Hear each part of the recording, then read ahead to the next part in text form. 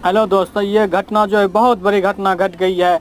ये खगड़िया से आ रही थी ट्रक जो कि भागलपुर की ओर जा रहा था, तो ये बजरंगबली को चपेट में लेते हुए आगे की ओर पलट गए, जिसमें कि जो है ड्राइवर और खलासी बाल बाल बच गए हैं। तो वहीं पे गाड़ी पे लादा हुआ जो है उस पे था गेहूं का बोरी लदा हुआ था।